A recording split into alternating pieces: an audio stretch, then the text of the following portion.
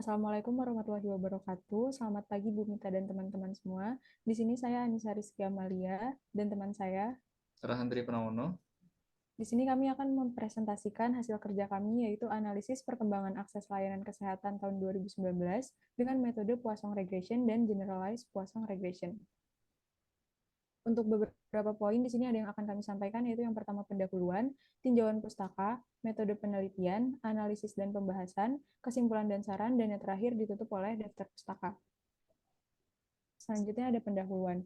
Di sini penelitian ini dilatar belakangi oleh dua lembaga negara yang bersama-sama memiliki tanggung jawab terhadap jaminan kesehatan nasional, yaitu Dewan Jaminan Sosial Nasional atau DJSN dan Badan Penyelenggara Jaminan Sosial Kesehatan atau biasa disebut BPJS Kesehatan.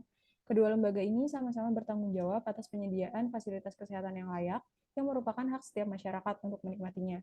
Untuk mengukur kinerja yang dilakukan DJSN dan BPJS Kesehatan, diadakan evaluasi efektivitas program jaminan kesehatan nasional atau biasa disingkat JKN yang dapat dilakukan dengan mengamati angka akses pelayanan kesehatan.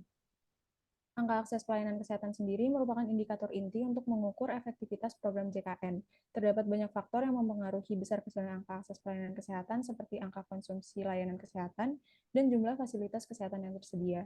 Pada dasarnya, angka akses pelayanan yang diperoleh setiap provinsi untuk setiap tahunnya pasti berbeda. Hal ini dikarenakan angka akses pelayanan tersebut sangat bergantung dengan jumlah penduduk, kondisi geografis lingkungan, dan jumlah tenaga kesehatan yang tersedia di daerah tersebut. Atas dasar hal tersebut, kami melakukan penelitian mengenai faktor-faktor apa saja yang mempengaruhi perkembangan akses layanan kesehatan, serta bagaimana cara mengangkat angka akses pelayanan kesehatan untuk provinsi-provinsi yang memiliki angka akses sangat rendah, guna meminimalisir kemungkinan terjadinya kesenjangan angka akses pelayanan kesehatan antar provinsi. Selanjutnya, di sini ada tinjauan pustaka dan ada beberapa literatur yang kelompok kami gunakan. Yang pertama yaitu distribusi Poisson.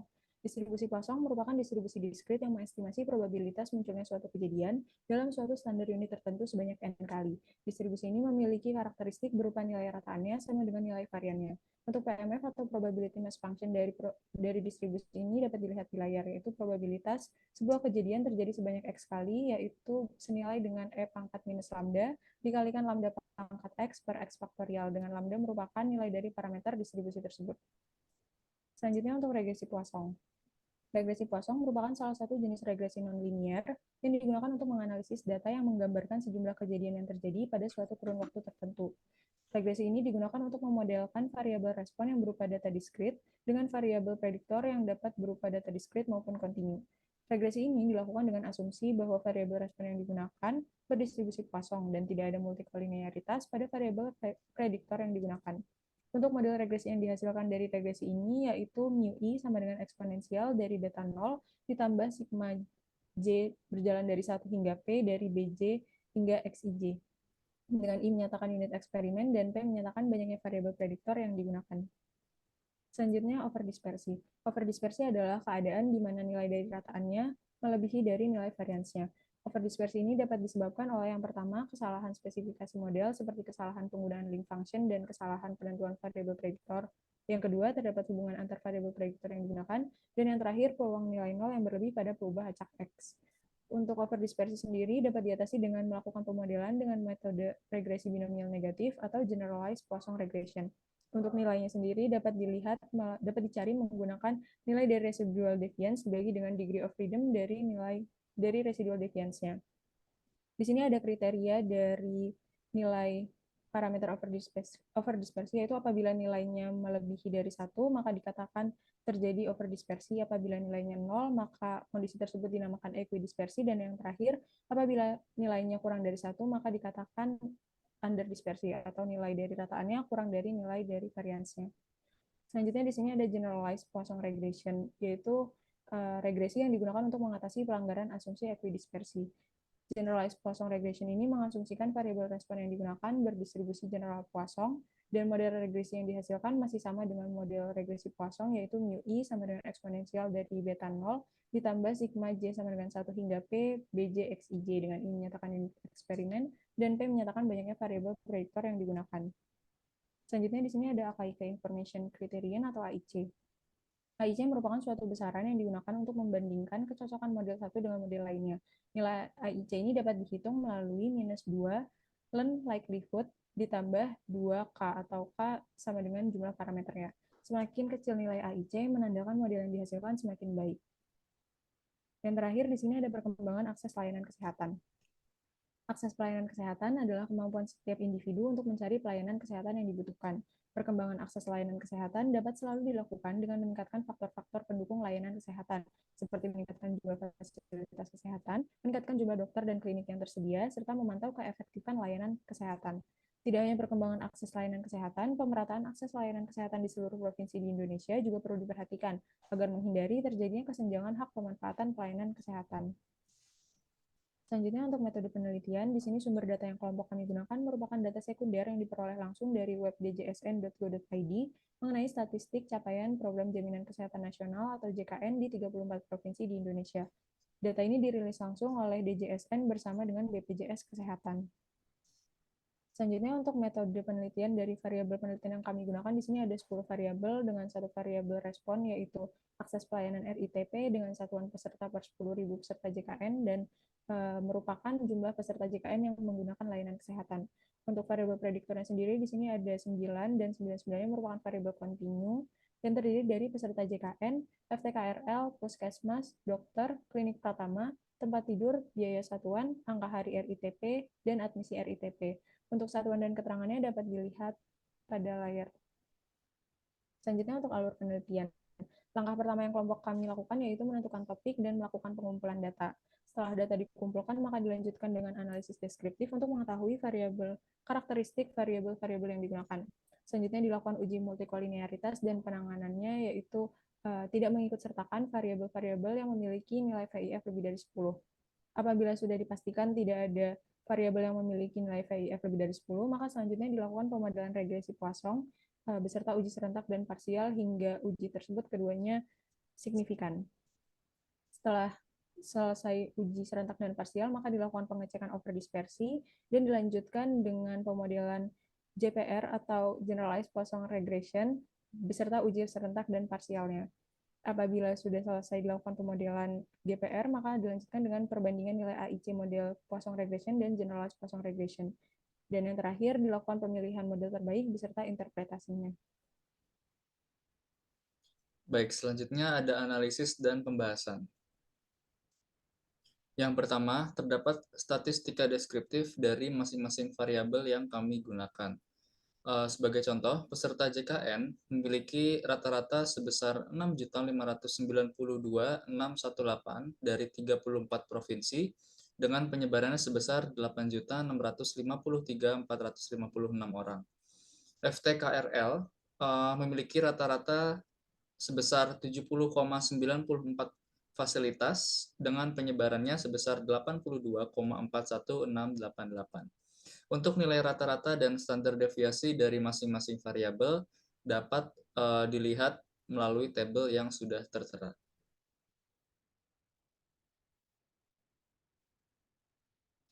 Oke, selanjutnya ada nilai minimum dan maksimum. Sebagai contoh, peserta JKN memiliki nilai paling kecil yaitu 642.132 orang di Provinsi Kalimantan Utara, sedangkan nilai terbesarnya yaitu 36.557.171 orang di Provinsi Jawa Barat. Untuk FTKRL memiliki nilai terendah sebesar 5 fasilitas di Provinsi Kalimantan Utara, sedangkan nilai terbesarnya adalah sebesar 327 fasilitas di Provinsi Jawa Barat. Untuk nilai minimum dan maksimum dari variabel-variabel yang lain dapat dilihat melalui tabel yang sudah tertera. Selanjutnya, sebelum melakukan regresi Poisson, maka terlebih dahulu dilakukan uji multikolinearitas untuk menentukan apakah ada gejala multiko atau tidak dari masing-masing variabel prediktornya. Uji multikolinearitas dapat dilakukan dengan cara melihat nilai VIF atau Variance Inflation Factor dari model regresi linearnya. Apabila nilai VIF-nya lebih dari 10, maka variabel tersebut diduga mengalami gejala multikolinearitas. Pada regresi linear yang pertama, didapatkan bahwa variabel peserta JKN, FKRTL, dan klinik pertama serta tempat tidur memiliki nilai VIF lebih dari 10, sehingga variabel-variabel tersebut diduga mengalami gejala multikolinearitas. Untuk menanggulanginya, maka dilakukan regresi ulang dengan mengeluarkan variabel-variabel yang memiliki nilai VIF lebih dari 10 secara satu-satu, dimulai dari nilai VIF yang paling tinggi, yaitu X6, lalu dilanjut dengan X2, X1, lalu yang terakhir X5. Sehingga didapatkan nilai VIF yang baru, yaitu seperti pada tabel, dapat dilihat melalui tabel bahwa variabel-variabel yang sudah tidak memiliki gejala multiko adalah variabel puskesmas, dokter, klinik pertama, biaya satuan, angka hari RITP, dan admisi RITP. Setelah dilakukan uji multikolinearitas, maka dilakukan regresi Poisson dengan melibatkan variabel-variabel yang sudah tidak memiliki gejala multikolinearitas. Untuk menentukan model dari regresi Poisson, maka perlu dilakukan uji lebih lanjut, yaitu uji serentak dan uji parsial. Uji serentak dilakukan dengan menggunakan metode maksimum likelihood ratio test dengan hipotesis sebagai berikut. H0-nya adalah BJ sama dengan 0, dengan nilai J sama dengan 0, 3, 4, 5, 7, 8, dan 9. Sedangkan H1-nya adalah paling sedikit ada 1, BJ tidak sama dengan 0. Taraf signifikasinya menggunakan alfa sebesar 5%, dengan daerah kritisnya adalah tolak H0 apabila nilai deviansnya lebih besar dari chi-square tabelnya. Didapatkan hasil uji statistik tertera pada tabel, yaitu nilai deviansnya sebesar 77,2139 dan nilai chi-square tabelnya dengan taraf signifikasi alfa sebesar 5% dan derajat bebasnya adalah 6, bernilai 12,5916. Didapatkan bahwa nilai deviansnya lebih besar dari chi-square tabelnya, sehingga keputusannya adalah tolak H0. Maka dapat ditarik kesimpulan bahwa terdapat setidaknya satu variabel prediktor yang berpengaruh signifikan terhadap model. Selanjutnya ada uji parsial. Uji parsial dilakukan dengan metode uji Wald dengan hipotesis sebagai berikut. H0 adalah BJ sama dengan 0, dengan J sama dengan 0, 3, 4, 5, 7, 8, dan 9, sedangkan H1-nya adalah BJ tidak sama dengan 0. Taraf signifikasinya menggunakan alfa sebesar 5%, dengan daerah kritisnya adalah tolak H0 apabila nilai mutlak dari T hitungnya lebih besar dari nilai T tabelnya. Berdasarkan hasil uji statistik, didapatkan bahwa terdapat variabel-variabel yang memiliki nilai T hitung kurang dari T tabelnya, sehingga keputusannya adalah gagal tolak H0.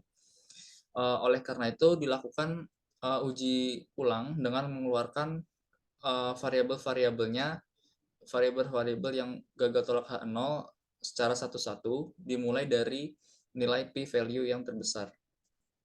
Sehingga didapatkan uji statistik yang baru, yaitu didapatkan bahwa variabel X5, X7, dan X9 memiliki nilai mutlak dari T hitung lebih besar dari nilai T tabelnya, sehingga keputusannya adalah tolak H0.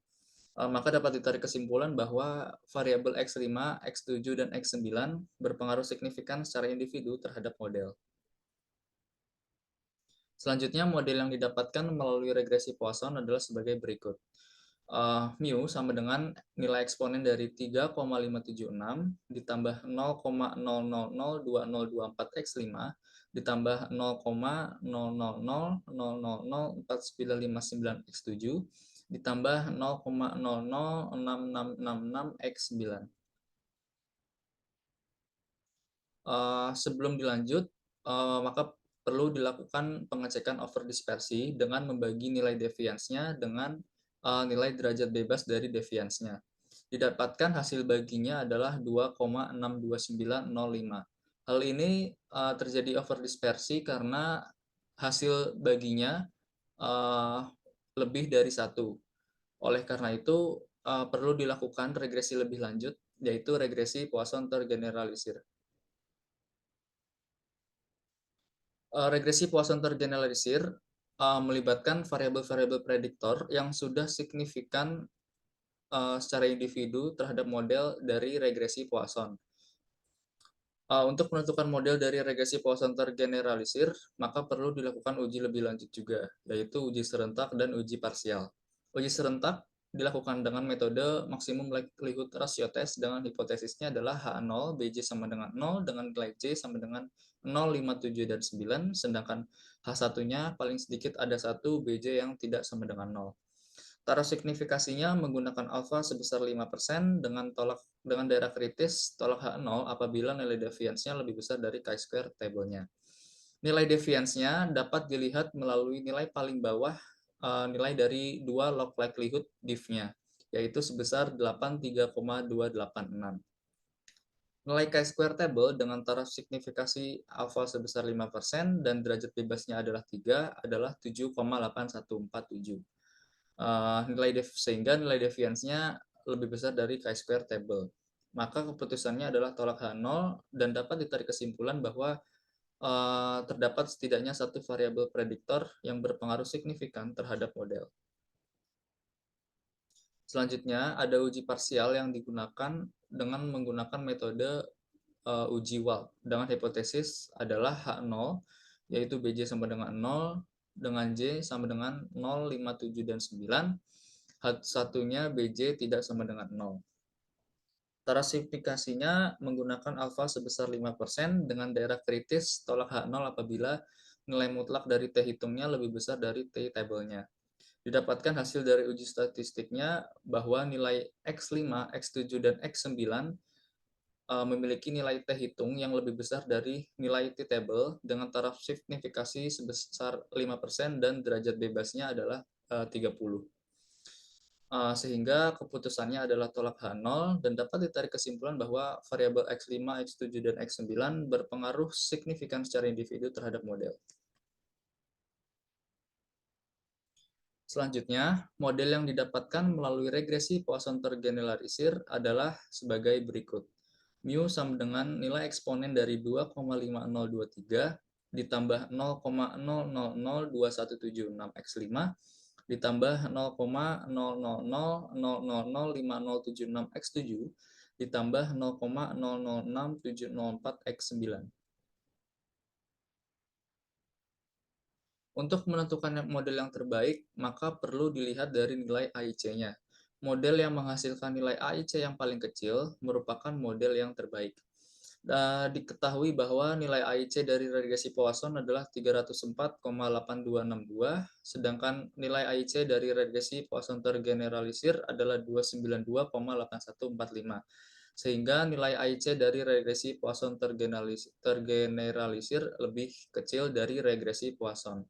Maka dari itu, model terbaik yang dapat digunakan adalah regresi Poisson tergeneralisir. Selanjutnya ada kesimpulan dan saran. Setelah melakukan penelitian ini, kami menarik beberapa kesimpulan, yaitu model yang digunakan adalah model regresi Poisson tergeneralisir. Lalu faktor-faktor yang mempengaruhi variabel respon adalah diantara lain jumlah klinik yang bermitra dengan BPJS, lalu ada rata besaran biaya klaim yang dibayarkan oleh BPJS atas klaim yang diajukan oleh fasilitas kesehatan, dan jumlah admisi atau perawatan RITP yang diklaim oleh fasilitas kesehatan per 10.000 peserta. Dengan model adalah sebagai berikut. Melalui model ini, maka dapat ditarik interpretasinya adalah setiap kenaikan satu satuan jumlah klinik akan meningkatkan angka akses pelayanan RITP menjadi 1,002176 kali semula dengan menganggap parameter lainnya konstan. Selanjutnya, setiap kenaikan dari satu satuan rata besaran biaya klaim akan meningkatkan angka akses pelayanan RITP menjadi 1,000005 kali semula dengan menganggap parameter lainnya konstan. Lalu yang terakhir, setiap kenaikan satu satuan dari jumlah admisi atau perawatan RITP per 10.000 peserta akan meningkatkan angka akses pelayanan RITP menjadi 1,00672 kali semula dengan menganggap parameter lainnya konstan.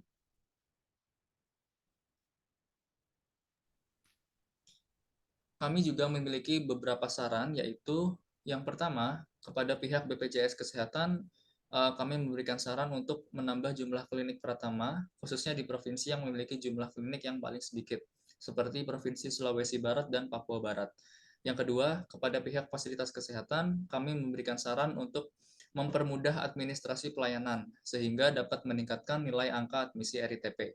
Lalu yang terakhir, kepada peneliti selanjutnya, kami memberikan saran agar bisa mengatasi overdispersi dengan menggunakan regresi binomial negatif dan Conway-Maxwell-Poisson dengan menggunakan metode maximum likelihood estimation. Baik, selanjutnya di sini ada beberapa daftar pustaka yang kami gunakan. Ada 8 literatur yang kami gunakan dan dapat dilihat di layar. Ya, sekian yang dapat kelompok kami sampaikan. Kurang lebihnya mohon maaf. Wassalamualaikum warahmatullahi wabarakatuh.